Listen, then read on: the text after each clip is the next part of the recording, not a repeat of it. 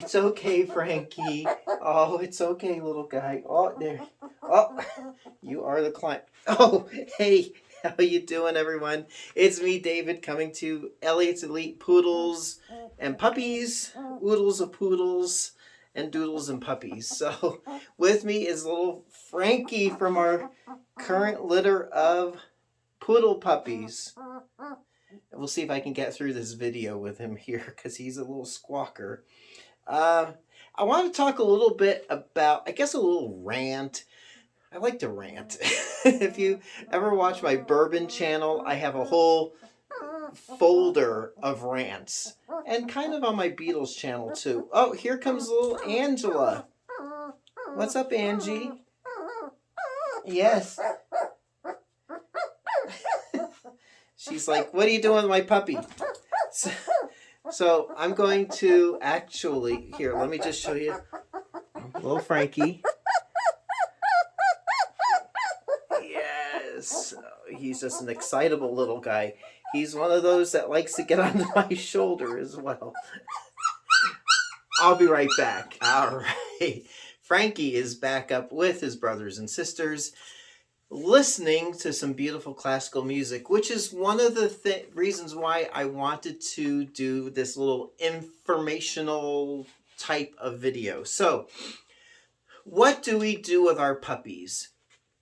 What's our life like with a litter of puppies? So I wanted to kind of fill you in because people do, I feel like, lump everyone who breeds puppies into this whole big thing, and there's different facets, there's different people. So you have your puppy mills, which we are not.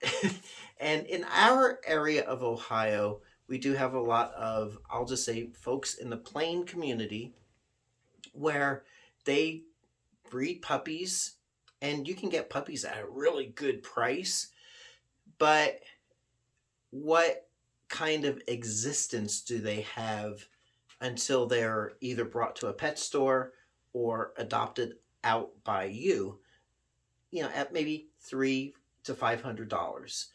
And they could be AKC registered, but what kind of life do they have? I imagine it's no different than when we lived in Idaho, my wife and I, and we raised chickens for meat. They had a nice life, but they were for a certain purpose.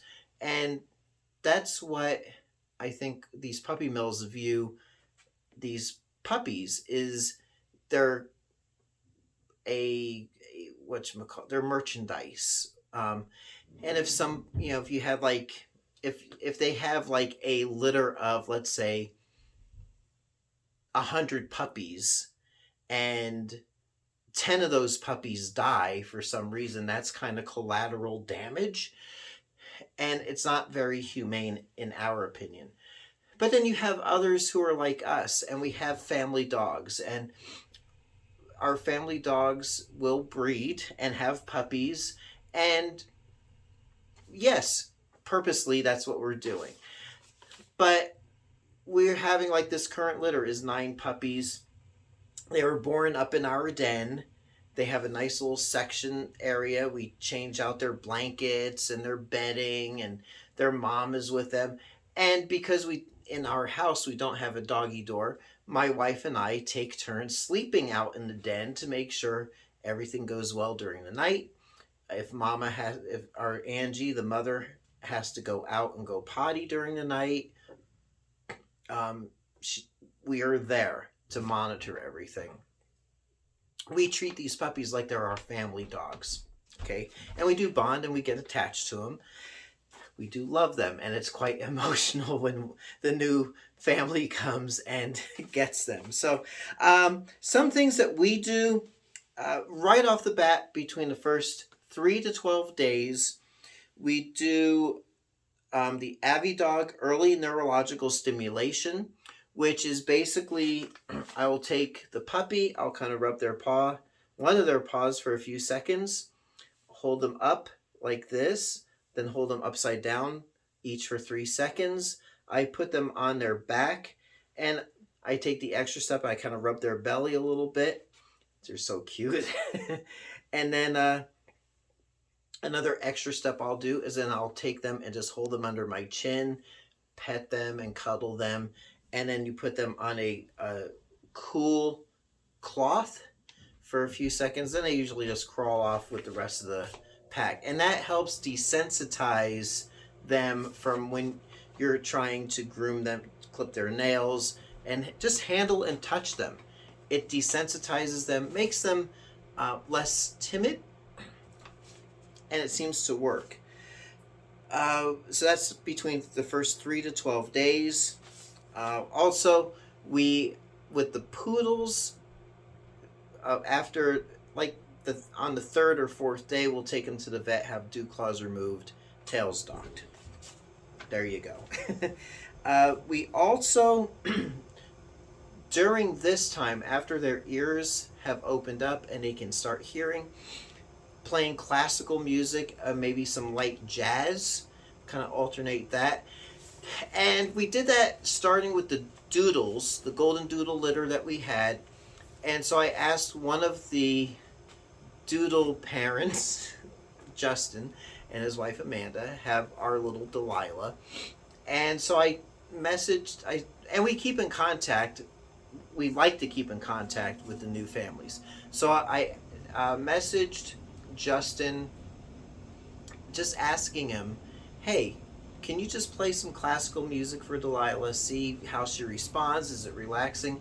He messaged back later on, she loves classical music and light jazz, cool jazz, and she's into it. And that's kind of cool, right?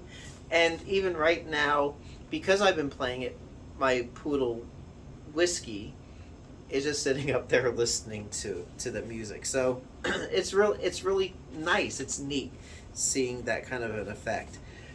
So then at about 6 weeks, Trish will take the clippers for the trimming the hair.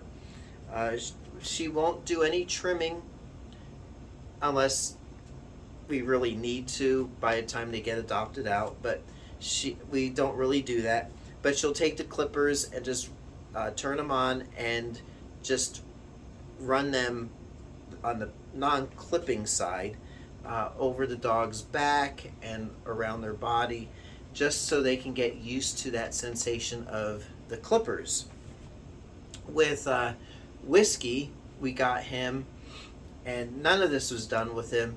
It took the longest time for him to get used to the clippers. And even with Angie and Denver, I don't think they were really groomed a whole lot, even though they were older by their previous families. So it took them some time. So we're helping you guys out with that when you adopt out one of our puppies. And then at about 7 weeks, we do, I think she said it's called Volhard temperament testing, VOLHRD. That's at 7 weeks. That's just basically we get a general idea maybe which puppies would be good as service dogs.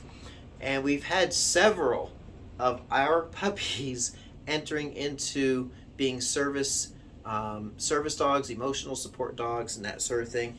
And so basically we'll do stuff like taking a wad of paper, crunching it into a ball, and tossing it, and see which puppies, one at a time, isolated, which ones will maybe get startled or just be fine, and then go over, pick it up, and bring it back over to us. Just little things that we try to do that we're not the only people who do this sort of thing. There's other families out there. So do your homework when you're looking for a puppy. We do want to make sure you are getting a puppy that is going to fit in with your family and that's going to love you and you're going to love them. And man, looking at what we get from from all the families that have adopted out our puppies, it's so cool. It's satisfying. It's neat to think that these families love our puppies. It makes me a little emotional. So, and that's another thing. We get so invested. So, there you go. Just general what we do. if you have any questions, leave them in the comments, and we'll leave it there. Check us out on Facebook, Elliot's Elite Poodles and Puppies. We have a link to that. We're also on gooddog.com for puppy purchases as well. So until next time, it's me, David, coming to you from Elliot's Elite Poodles and Puppies, and we'll see you soon. Thanks so much for watching. Hey everyone, if you like what you see, please like and subscribe so you can be notified of future videos as they drop. Thanks for watching.